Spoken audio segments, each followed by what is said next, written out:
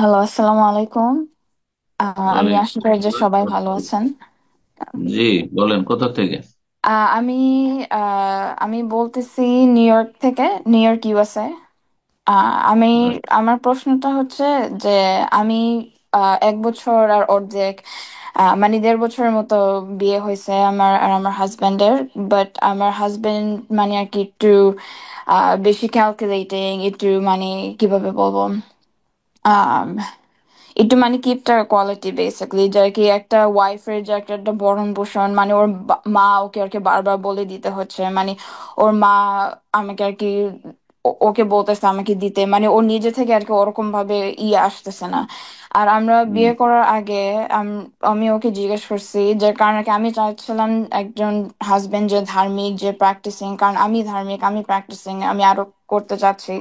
তো আমিও চাচ্ছি যে কি যে প্র্যাকটিসিং করে। সো আমি ওকে জিজ্ঞেস করছি যে তুমি কি নামাজ পড়ো, এরকম করো। এখন আর কি বিয়ের পরে দেখতেছি যে ও ফজর নামাজটার জন্য আর কি আমি অনেক বারবার ডাকি, ওঠে না।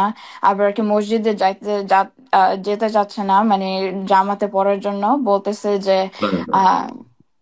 আমি বলতেছি যে আর কি জামাতে গেলে মানুষ যদি আর কি আমাকে দেখে, মানে এটা যদি শো অফ, আমি তো মানুষকে দেখানোর জন্য আর কি নামাজ পড়তে যাইতেছি, যে এটা তো আর কি আল্লাহর আর আমার ভিতরে না।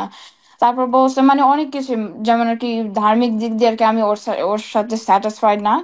আর বিয়ের আগে ওর আর কি একটা ক্যান্সার ছিল, লুকিমিয়া, ওটা যেমন আর কি এখন নাই। কিন্তু আর কি আমি যখন বলছি যে তোমার কি এই অসুস্থতা ছিল কিনা, ও আর কি আমার সাথে মিথ্যা কথা বলতেছে। তারপর মানে আর কি অনেক দিক দিয়ে আর কি আমি ওকে বিশ্বাস করতে পারতেছি না। আর মানে বিয়ের আগে প্রশ্ন বলছিল, জি জি, আপনার বিয়ের ভালো আগে, করে প্রশ্ন। সরি। প্রশ্ন আপনার আপনার কোশ্চেন বলেন। হ্যাঁ হ্যাঁ, আমার কোশ্চেনটা হচ্ছে কি, মানে এগুলা দিয়ে কি আর কি খোলাটা জায়েজ হবে, মানে আল্লাহ কি আমার উপর নারাজ হবে, এটা কি ভ্যালিড? খোলার জন্য? হ্যাঁ, খোলার জন্য। আর আমরা তো ইউএসএ তে থাকি, আমাদের তো কোনো ইসলামিক কাউন্সিল নাই, মানে আর কি এটা কিভাবে, কার কোনো ঈদের পিরিয়ড আছে কিনা, বা কিভাবে কি করতে ইচ্ছা করে। দেখেন, ওকে নসিহত করে উপদেশ দিয়েও যদি ফজর না পড়ে, ফজর পড়ছে না, সূর্য উঠিয়ে দিচ্ছে, তাহলে খোলা নিতে হবে।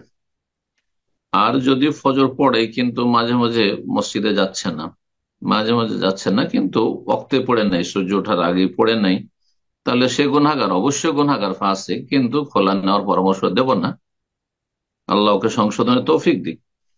কিন্তু ওর চাইতে অনেক বড় অপরাধ যে অক্ত পার করে সূর্য উঠে গেল, ফজর পড়ে না, এমন স্বামীর কাছ থেকে খোলা নিতে পারবেন, কোন দোষের কথা না, বরং সওয়াবের কাজ।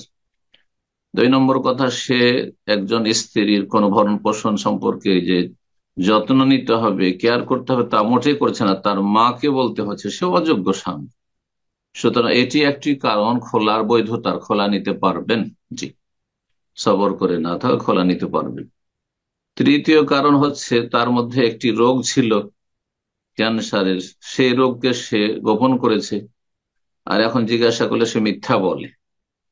এটা ধোঁকা দিয়েছে। নবী সাল বলছে, মান গাশানা ফালাইসা মিন্নাহ, যে আমাদেরকে ধোঁকা দিবে সে আমাদের দলভুক্ত নয়। সুতরাং সে খেয়ানত করেছে আমানত। এবং এই অপরাধের কারণে যদি আপনি সবর করে থাকেন, ভালো। আর যদি মনে করেন যে সে খেয়ানত করেছে, তাহলে যেমন ব্যবসা বাণিজ্যে আপনাকে কেউ যদি এমন কোন মোবাইল দেয়, মোবাইল কিনছেন যেটা খারাপ, কম্পিউটার ল্যাপটপ নিচ্ছেন খারাপ, কোন একটা সামান নিলেন সেটা খারাপ, তাহলে সেটা অবশ্যই তাকে ফিরিয়ে দেওয়ার আপনার অধিকার আছে। খেয়ারে আইব, এটা ব্যবসা বাণিজ্যের ভাষায়, ফিকহের ভাষায় বলা খেয়ারে আইব, দোষ ত্রুটির কারণে সেখানে আপনার অপশন রয়েছে, রাখতে পারেন, আবার সেটা ফিরিয়ে দিতে পারেন। ঠিক তেমনি বিয়ে শাদীর ক্ষেত্রেও খোলা নিয়ে নিতে পারেন। অথবা কেউ যদি বিপরীতটা হয়, যে কোনো পুরুষ কোন স্ত্রী দ্বারা প্রতারিত হয়, শ্বশুর শাশুড়ি প্রতারণা করেছে, তাহলে সেই ক্ষেত্রেও তালাক দিতে পারে, কোনো দোষের কথা নেই। তবে সব দিক চিন্তা করে দেখুন আপনার জন্য কোনটা ভালো।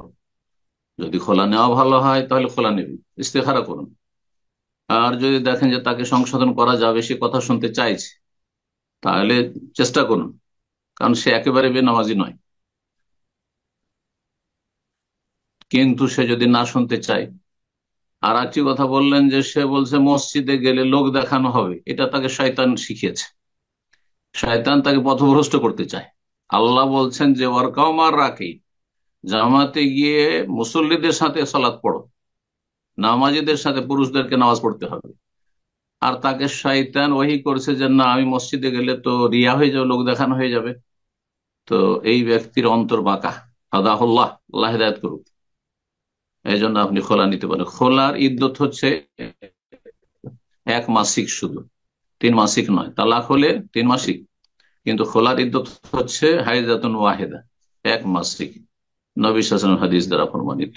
বারাকাল্লাহ ফিক। আপনাদের জন্য যেটাতে কল্যাণ আছে সেটাই যেন আল্লাহ করেন। জাযাকাল্লাহ খাইর শেখ। বোন এখানে আরেকটু জিনিস মেনশন করছে যে এখানে যেহেতু সে আমেরিকাতে থাকেন, তো এখানে তো এই খোলার বিষয়টা আসলে পদ্ধতিটা কিভাবে হতে পারবে, হয়তো এই বিষয়ে উনি হয়তো একটু জানতে চেয়েছেন। খোলা, খোলা হচ্ছে বিবাহ বিচ্ছেদ। তার জন্য কোনো একজন, কোন স্কলার, আলেম, মসজিদের ভালো ইমাম, যোগ্য কোরআন সুন্নাহর জ্ঞানী, তার কাছে গিয়ে, যে দিনের ফিকহ, দিনের জ্ঞান রাখে, তালাকের মাসাইল, খোলা সম্পর্কে জ্ঞান রাখে, তার কাছে গিয়ে বিবাহ বিচ্ছেদ করতে পারবে। যদি রেজিস্টার্ড কোনো কাজী না থাকে, যেমন বাংলাদেশে, ইন্ডিয়াতে রেজিস্টার্ড কাজী আছে বিয়ে শাদী পড়ানোর জন্য, বিয়ে তালাকের জন্য। যদি সেটা না থাকে সেখানে আমেরিকায়, তাহলে যে কোনো মসজিদের ইমাম, খতিব, আলেম, তার কাছে গিয়ে করাতে পারবে। অথবা সরকারের, হ্যাঁ, আদালতের আশ্রয় নিতে পারবে। যদিও মানব রচিত বিধানের আদালতে আশ্রয় নেওয়া একজন মুসলিমের জন্য নিরুপায় না হলে জায়েজ নয়। নিরুপায় না হলে মানব রচিত বিধান দিয়ে যেসব দেশে ফয়সালা হচ্ছে সেসব আদালতের শরণাপন্ন হওয়া জায়েজ নয়, তাদের কাছে বিচার চাওয়া জায়েজ নয়। জি।